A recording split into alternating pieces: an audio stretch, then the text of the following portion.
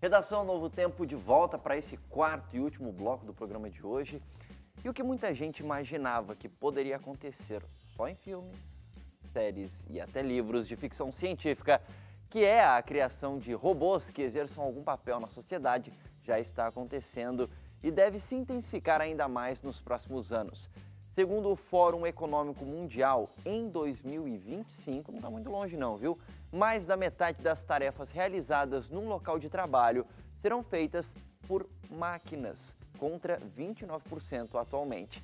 O relatório do Fórum ainda prevê que 60 milhões de vagas de emprego devem ser criadas por conta dessa robotização do trabalho.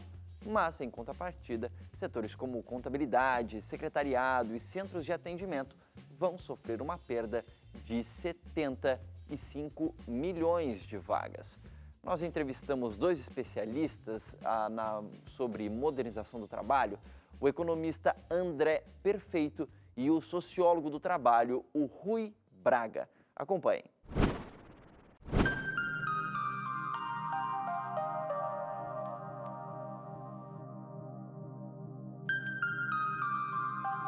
A tecnologia vai entrar destruindo alguns empregos, mas simultaneamente ela cria outros. Mas alguns trabalhos são absolutamente muito mecânicos, não dá para você delegar isso para uma máquina nem nada. A questão é o seguinte, se você coloca robô e aumenta a produtividade da economia como um todo, de repente você pode distribuir isso de forma um pouco mais homogênea. Você pega, por exemplo, a indústria financeira, nos últimos anos passou por uma revolução, né? Isso vai acontecendo de tempos em tempos, é normal que aconteça. O que está buscando é uma maior produtividade da economia, que a vida humana do brasileiro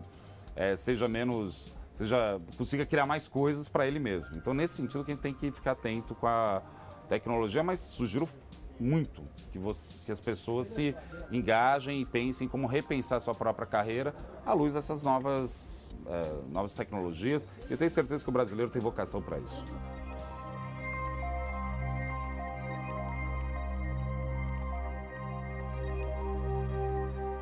Existe uma espécie de percepção geral de que a pesquisa e o desenvolvimento, a ciência e a tecnologia, o investimento em novas tecnologias produz desemprego. Eu tenho uma compreensão um pouco diferente. Por quê? Por várias razões. A primeira delas é que se isso fosse verdade e você tem um progresso acumulativo em termos de tecnologia desde o século XIX, enfim, desde a Revolução Industrial, você tem uma dinâmica, né, onde a tecnologia ela vai se aprimorando, ela vai se acumulando. Hoje a gente viveria numa sociedade onde a maior parte das pessoas é desempregada, né? Ou seja, esse raciocínio muito linear, ele não convence. Olha, eu já quero encomendar uma secretária, uma robozinha secretária, pessoal e uma outra secretária do lar. Já tem como? Olha, é muito interessante essa questão assim, de coisas do dia a dia, né? Eu tenho um amigo que ele comprou recentemente, eu me senti muito no futuro quando eu fui na casa dele. Ele comprou uma espécie de... é um robô, né?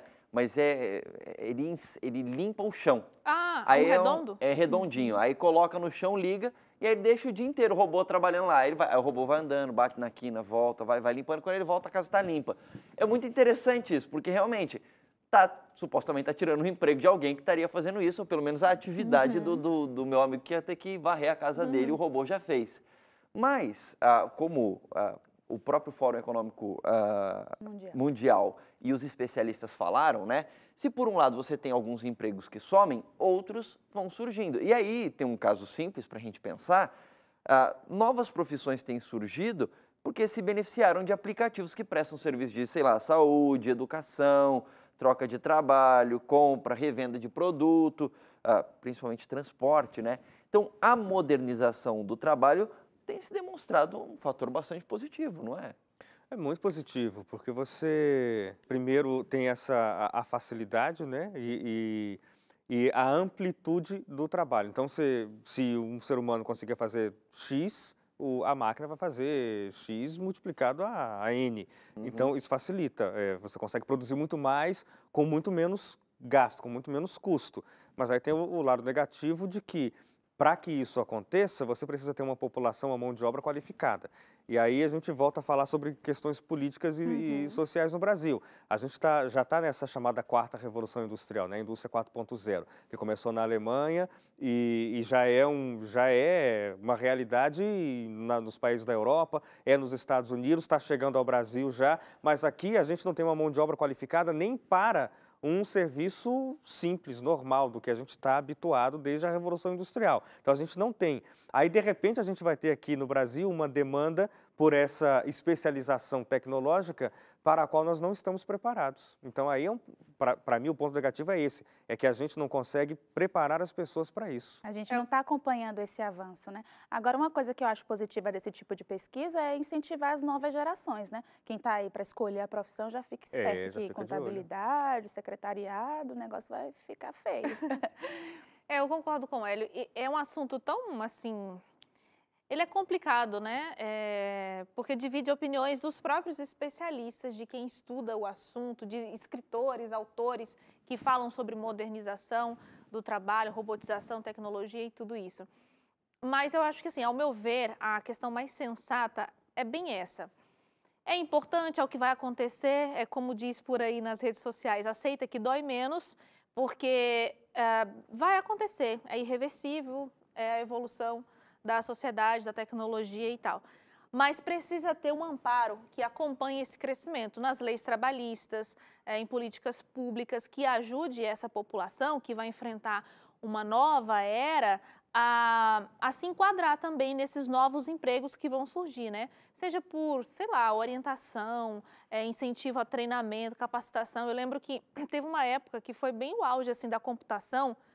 Eu não sei o Leite que vive aqui no Sudeste, mas, sei lá, em Goiás tinha muito isso de você fazer um curso de informática. E para você ser empregado em qualquer emprego que fosse, tinha que ter o curso de informática. Então, tinha muitas escolas, a gente realmente tinha que ir lá aprender a mexer no computador. Hoje já não é mais assim, as crianças já nascem quase sabendo, né, a mexer, a se virar, não precisa fazer um curso de informática, não precisa ter isso no currículo. Então, de alguma forma, a gente precisa ter esse apoio político, né, para se preparar para o que vai vir. Uma coisa que também ninguém sabe, nem os especialistas, nem o mais sabido sabe o que vai acontecer. Sabe que vão surgir novos empregos, outros vão deixar de existir, e a gente vai ter que ter essa habilidade para se enquadrar aí, né? Teve uma reportagem que a gente fez dessa questão do desemprego aqui no Brasil. E aí a gente entrevistou uma multinacional, a Manpower. E o gerente de recursos humanos de lá falou que tem muita vaga também disponível nesse novo formato envolvendo as tecnologias e pouca gente qualificada. Aí eu questionei para ele, mas e aí a condição para se qualificar, fazer cursos e tal? Ele fala, olha, de verdade, você pode entrar na internet e você vai encontrar uma gama de cursos gratuitos para você conseguir para você ter essa qualificação. Então, existe realmente essa adaptação, a dificuldade, como ele falou, mas também existe essa questão da pessoa estar antenada e fazer as devidas alterações. No jornalismo, por exemplo, antes a gente não precisava ter, tipo, um curso de redes sociais. Hoje existem pós-graduações especializadas, né, focadas em mídias sociais, e a gente precisa estar sempre se adequando, realmente. As transformações vão acontecer e a gente precisa seguir o fluxo. Mas isso, por exemplo, falando especificamente sobre a revolução tecnológica, a quarta revolução industrial, dificilmente você vai encontrar na internet formas gratuitas de se qualificar, porque para você poder, isso aí vai ser assim, o robô vai fazer o trabalho, mas alguém tem que programar esse robô, você não vai aprender programação robótica de graça na internet. Mas esse exemplo sim, mas o que Suzane falou, por exemplo, hoje você não precisa, teoricamente, fazer um curso de informática. Então tem algumas atividades que, no avanço da tecnologia, a gente acaba aprendendo, absorvendo. Então eu digo mais nesse sentido. O que foi diferente nessa pesquisa que eu achei interessante, Luiz, é isso. Antes, nessas primeiras revoluções aí, eram os trabalhos, como eles colocam, trabalhos mais manuais, que não precisam de qualificação, né? Esses aí foram substituídos de maneira bem massiva. Agora, o que eles estão projetando é que esses trabalhos que requerem qualificação, como, por exemplo, advogado, há uma possibilidade muito grande de ser substituído por robôs. Por exemplo, um robô pode ler, sei lá quantas 1000 páginas de processos rapidamente, muito mais do que um ser humano seria capaz de fazer.